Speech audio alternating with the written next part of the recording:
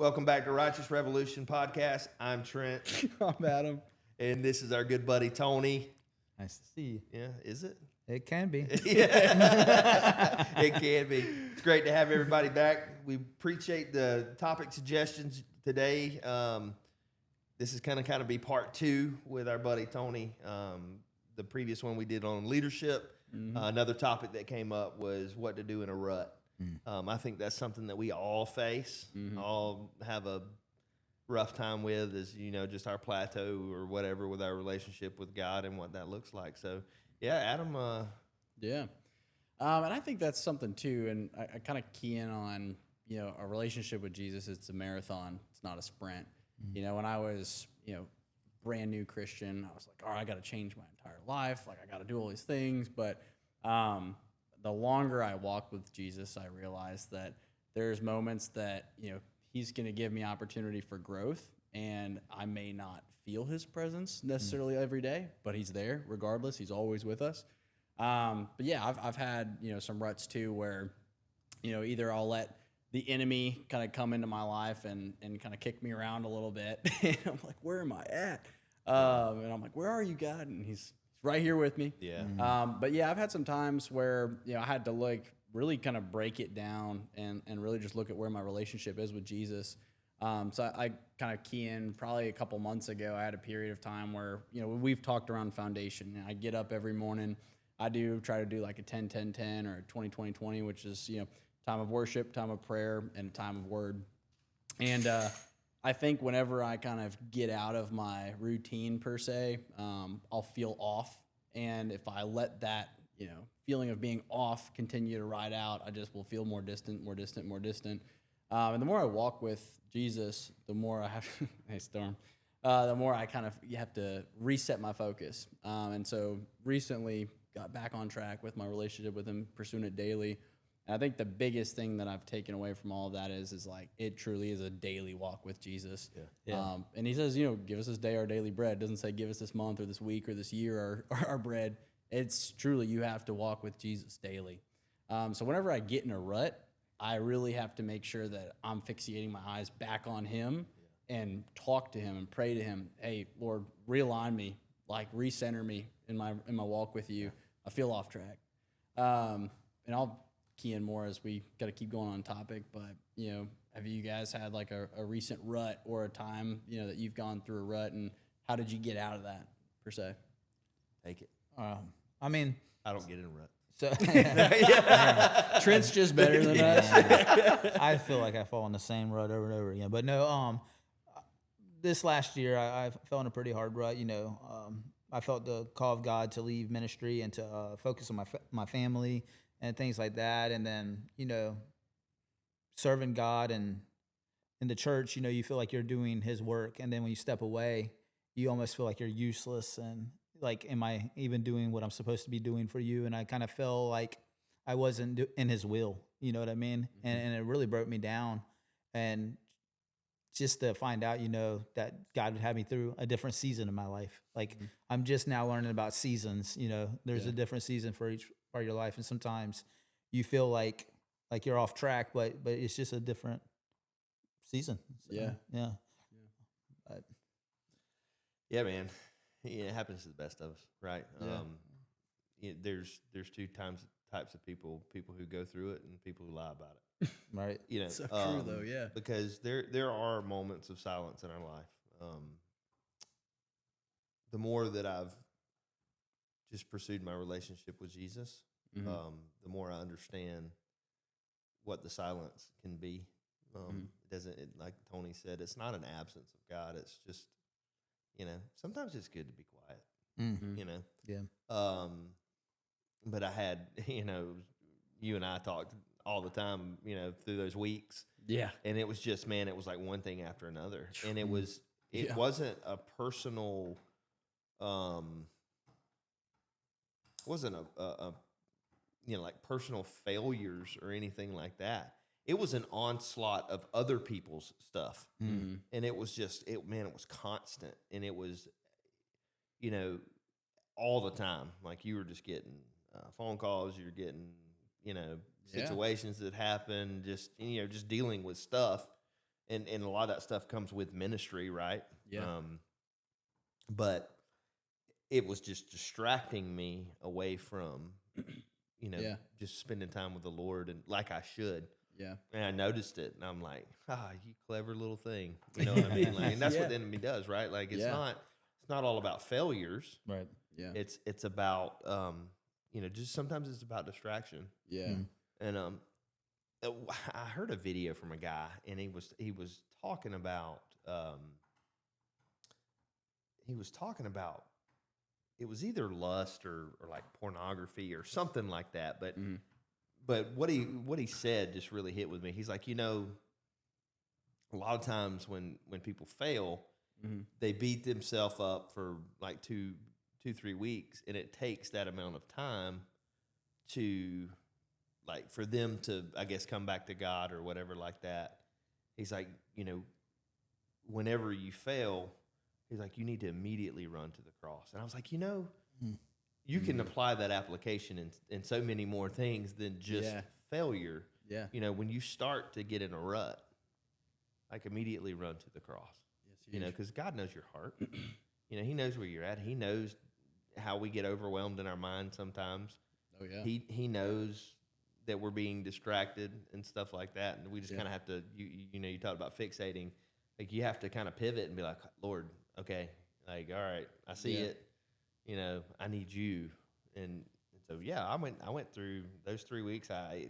It took me to kind of recognize. I was like, man, dude, this thing is whipping me. But then I started to think, I'm like, man, have I really surrendered that to God? Ooh, Like, have I really like given that to reframe. him and talked to him about it? Yeah. Or am I being arrogant, thinking that I can handle it myself, and now I'm getting whipped? You know what I'm saying? Like, So true. I got this. The next thing you know, like, I'm coming limping, bruised, like with the teeth missing, like, oh, what happened? But I did. It just took a refocusing. Yeah. What about you, Tony? Oh, man, that's a great way to put it, man. I think sometimes you do kind of fall on that where you feel like it is on yourself. Yeah. You don't give it to God. And it's through his power that you get through things, not your own. And I think you're right. The quicker you just realize that, right, the faster that you'll get through something. And, you just lean on God through that situation. And it always seems to be better than trying to handle it yourself. Yeah. It definitely tends to work out better anyway. Yeah, a lot better. Yeah. What have been like the biggest, like successes or ways that you guys have gotten out of that rut? Obviously, like to your point, like going back and seeking the cross, but like, have there been any like staple things that you've done to get out of the rut? Foundations, man. Yeah. It's foundations. It's making sure you're having your time with the Lord, and not allowing, you know how important my alone time is. Yeah. For those of you on the podcast, I've talked about it 1,000 times how important it is to have my alone time with the Lord, and it's early in the morning, and I pray and just really talk to Him, because this is I'm having a meeting with the King. Yeah. And that's the whole reason I'm getting up. During those 3 weeks, I was being bombarded with like early tasks. Yeah. Work, kids, things that I never have to do. And it took about 2 weeks for me to realize. I was like, hold on a second. Yeah. Like, why is all this stuff all of a sudden getting into my God time? Yeah. You know what I mean? Well, and I think it's important because like during that period of time, like you reached out to me, you're like, hey man, like pray for me. Yeah. Man, like I'm gonna need some prayers. I'm about to Judy chop Yeah. somebody. Well, and I think there's so much power in that. And I say this often, but it's like sometimes the most we can do is pray for people. Yeah, and like that's something that I've thoroughly enjoyed. Is like our young adults group at the church has been super helpful for me. It's like because I'm open about it. Like I'm not ashamed or afraid to say like, hey, I'm struggling with something. Yeah. Like, can you pray for me? I've talked about this before, but the power of prayer is just so powerful. When I was, coming towards a relationship with Jesus, there was an entire church down in Tampa praying for me, and I had no clue. Yeah. And I think it's the unheard and the unseen prayers. God hears them all, but for us, sometimes it's the realignment. But something that for me too is like if I'm starting to realize like I'm getting off track, like that's a big thing for me. Is I'll reach out to people and say, like, can you pray for me? Because like I just need the realignment. I I need the support. So I like the fact that, you know, you'd done that with me, and I think there's a humbleness and there's no pride in that, like in the fact that you're like, hey man, like I need prayers. Yeah. Right. And to your point about trying to take something on our own, it's like the fact that you're seeking community. And I think we need to expound on that. You know, like if you're going through anything and you're stuck and you're just like, don't let pride get in the way. Like reach out to your people. I've talked to Adam. You know, I talked to my wife. I talked to my pastor, who's also my best friend. You know, I talk to people and say, man, dude, I am struggling. I feel like I am being rolled through a meat grinder right now. You know, and it is. But what it's doing is it's exposing the enemy. Because what he wants to do is isolate you to make you think like you're the only one. Like you're the only one going through what you're going through. Nobody's going to understand. Like you're too weak. Like, oh, you're not, you know, we talked about leadership earlier. It's, well, you're not that good of a leader, because a good leader would be able to handle something like this. You know what I mean? And not get stressed out. Oh, you're kind of weak. You know, what I'm saying? And then you start like questioning, well, God, am I where I need to be with you? Like, is it me? Like, am I that bad at this? You know? Yeah. Well, it makes me think, well, to that point too, is like, because sometimes it's overwhelming. Like there's more that, you know, gets put on our plate. And I think there is a component of the enemy and distraction and trying to fixate your eyes off God. But then it also kind of key back on God will give us opportunity. And I think God 1,000% gives us more than we can handle, so that we lean back on him. That's right. And put our faith in him to get us over an obstacle. So I think, you know, I don't want to give too much credit to the enemy, right? I think sometimes it's distraction, going through a lot. But I think sometimes it's from God, because he wants us to lean back in on him. Yeah. That's a good point, man. It's a good you know, point. it's a good point. Definitely, you know, if it's not tempting us to sin, if it's just allowing us to kind of you think about Peter, you know, when he got out of the boat, he was drowning. You know what I mean? Yeah. And you know, he was struggling. We don't know what that looks like. You know, the movies and the shows and all that make you think, but you know, when he took his eyes off Jesus, he started to sink. You know, and it's really hard for me to think that there wasn't sheer panic in that moment. Oh yeah. And there also, I have to believe that in that moment he had to question too, God, are you who you say you are? Right. Sure. You know what I'm saying? Yeah. Now, obviously, Jesus being who he is showed him who he was. Yeah. And he knows who he was. But, you know, I got to think that he probably struggled a little bit. He's like, all right, I'm getting deeper. That's you know what I'm saying? We're to the knees. Hey, hold on a second. You lied to me. You know? Right. But I think he does in those moments. But then he also lets us know that his presence is, you know, what sustains us. Yeah. And, you know, it's funny when I would tell you, I'd call you, I'd be like, Adam, bro, I was like, man, look, I need you to pray for a double shot of spiritual espresso. You know what I'm saying? Word for word, that's what he said to me. Pray for a double shot of espresso energy from God, because that's what I need right now. Maybe triple shot, dude, because I feel exhausted right now. Yeah. But, you know, I look back now, and you do, like, sometimes you nail it. Sometimes you just hit a home run, you know, like in that situation. It was like, dude, God, I've handled that perfectly with you. And then like this, like you feel like you fumble sometimes, because I really do. Like I feel like I was, you know, your mind almost becomes irrational sometimes. You know what I mean? Like, oh, this is just crazy. And it's like, hold on a second. Whoa. Yeah. Like, calm down. Like, go back to the source. Go back to the foundation. Yeah. You know? Well, I like that, because I was actually talking about this with somebody earlier this week too, but it was like, of course God could deliver us from everything. Right. Sure. You know?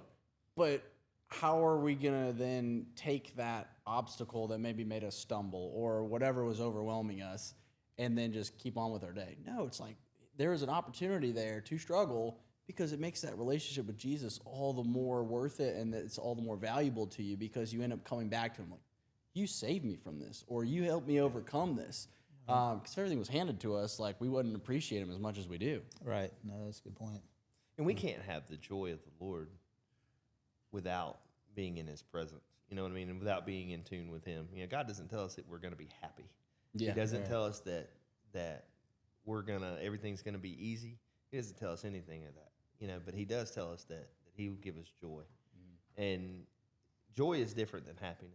You know, even in the midst of trials and tribulations, you can still have joy by being close to him. And I think, you know, a lot of his presence is really sustaining us with that. When the Holy Spirit just fills us with joy, it allows us to see things differently. Yeah. You know, when you're struggling, but yet you're seeking, those situations come differently. You know what I'm saying? Or the outcome happen differently. Yeah. When you're struggling and your eyes aren't on the Lord, you're sinking. Yeah. And that's what happens. That's huge. So, question then, Tony, I'll direct this one towards you. When you're in a rut, do you think that you can still pour into other people? Yeah, I'll just pause right there. Honestly, sometimes that's the only thing that kind of gets me through a rut almost. It's like, man, it's like just, you almost give somebody what you want. You know what I mean? You're like, man, I wish somebody would pour into me. I wish somebody would talk to me and be here with me. And then you see somebody else going through something, and it's almost comforting to be able to comfort them. You know what I mean? It's almost it's just like a heart's cry. You know what I mean? And it's just, I mean, so yeah. I mean, that's the best I can explain that. Yeah. Yeah. Any thoughts on that too? I agree 100%. But I just kind of chuckle because I had that situation the other day, and you see God in it. Yeah. Like, I think he reminds you, Yeah. like, you're called. That's right. Yeah. You know what I mean? You're called. I've chosen you for this. Yeah. And it's always in moments like, Lord, I don't deserve that. You know what I mean? Like, I didn't deserve that bone, Yeah. you know, that you threw me. Like, Right. I you know, because I haven't had my eyes on you like I need to. Like, I deserve to go away or whatever, you know what it is, what we actually deserve. But it's just like Right. the Lord reminds you through people Yeah. when you're having those conversations. I cannot remember for the life of me where I was or who I was talking to be honest with you. But it was just in that moment of just probably when I was the most frustrated and just like, and I was having a conversation with them, and I was giving them wisdom, just biblical, godly wisdom that I know to be right. Right. And I was like, how about you apply those to yourself? That's right. You know what I'm saying? Yeah, Like, that's right. And it did. Like, my eyes, I was like, all right, Lord, you got jokes. All right, I get it. I get it. You know what I mean?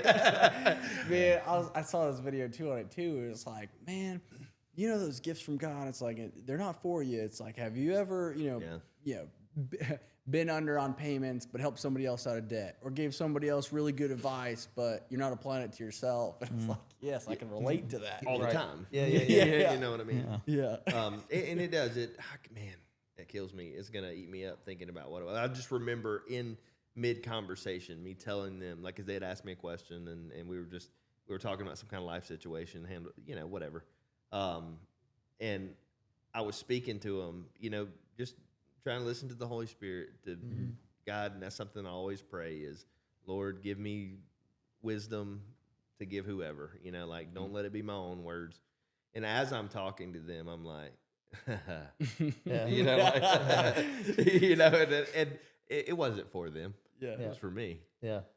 I agree with that. Yeah.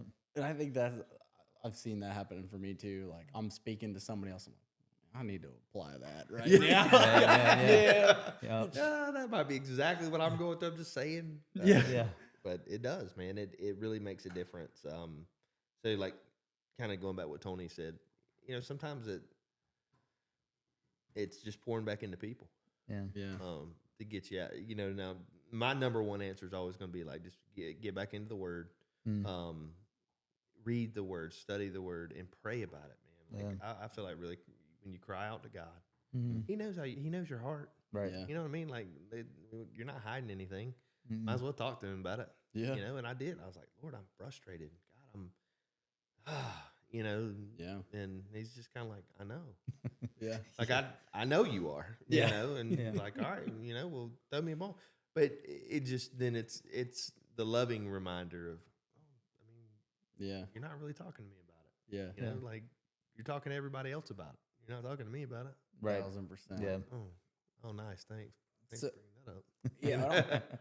Yeah. I'll toss another question to you guys too. Just obviously both being married men, you know, when you're a rut, do you feel like you know, go to your wife or to your family and kind of seek kind of either guidance or, you know, ask for prayer? Like, what do you guys do when you're in a rut? You know, Well, obviously man, within your family, you know? I've shared many times about Tiff and, you know, who is a spiritual partner, who she is. I'm 100% go to her. I'll tell her, like, babe, I need you to pray for me.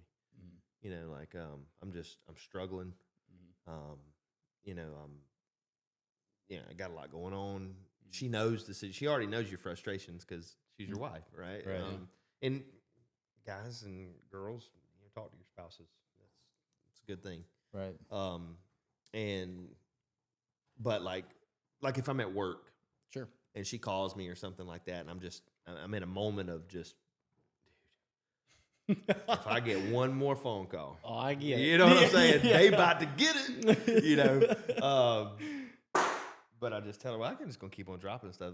By the way, that's the third time. It was 2 phones Trent's and dropped a pocket 2 knife. phones last pocket podcast. knife. Now you're dropping your keys. Yeah, Anything else? You empty your pockets? Yeah, I guess I need to. Like, You empty that wallet right on the table. yeah, that's funny. But no, like talking to your partner, like I do, I tell her, like, babe, I need you to pray for me. And you know what? It doesn't have to be specific. It's just like, look, I'm struggling. Yeah. Just pray for me. Yeah. And she does. But so yes, I definitely do. But with me, like my wife's prayers are what brought me back to Jesus. So I trust them. You know what I'm saying? Oh, yeah. You spoke on that. It's so powerful. Yeah. Yeah. So, but yeah, 100%. I talk to them. Would you say it's the same or anything different for you, Tony, on that? It's something I need to be better about, to be honest. It's almost like I feel like I bear responsibilities. You know what I mean? I don't want to put that on my wife. So I could be more open.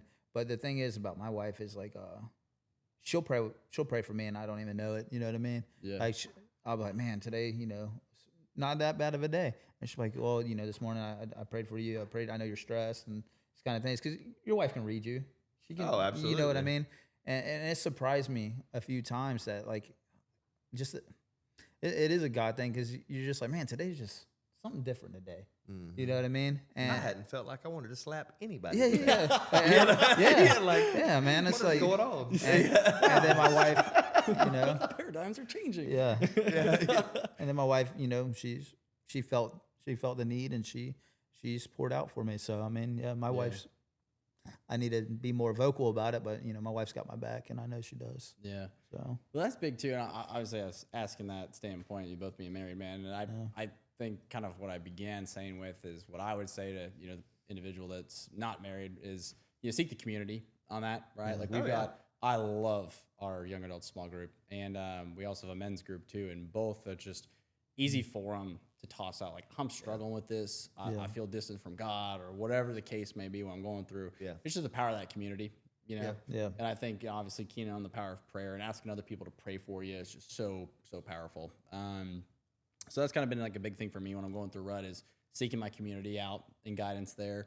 And then I also, like to your point, what you were talking about earlier, is like really keying back in on the foundation. Is like I need to make sure I'm praying, need to make sure I'm in the Word. And then at the same time, sometimes like a good pick me up is like sometimes I just need to go in my truck, turn on some worship music, and just sit there in silence. Mm-hmm. A lot of times I feel like we try to fill the void as people. Like we don't like silence. I mean, we're in sales, right? Like silence from a customer. Say something. Yeah. Say something. Is everything okay? Yeah. You okay? Did you like this? Yeah. But sometimes like I just need to go sit in silence with God and just let Him speak. I've got a prayer room, and sometimes like when I'm really feeling it, I'll just go in there and I just like, God, like I'm going through it. And I think just being vulnerable with God, like He knows regardless, but I think sometimes He just wants us to talk to Him. And outside of just talking to Him, it's like sometimes we just need to be in that quiet to hear His voice. And I think it's like the big thing for me too. Well, I've talked about that, about our prayer time and stuff. I was like, sometimes I just have to just sit there and be quiet. Like, just be silent. Mm-hmm. sometimes just not hearing anything but him and not allowing my own voice to be heard, just to sit in the contentment of being in the presence of God. Yeah. You know, because I believe that, you know, if you're intentionally meeting with the Lord, he's going to be there, you know. And so, yeah, I agree. And, you know, the worship thing was kind of funny on the way over here. I was listening to a song, and it just reminded me of the faithfulness of God. And I was just like, man, like,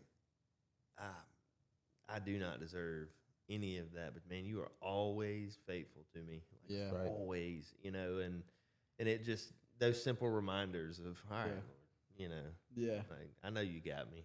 Yeah.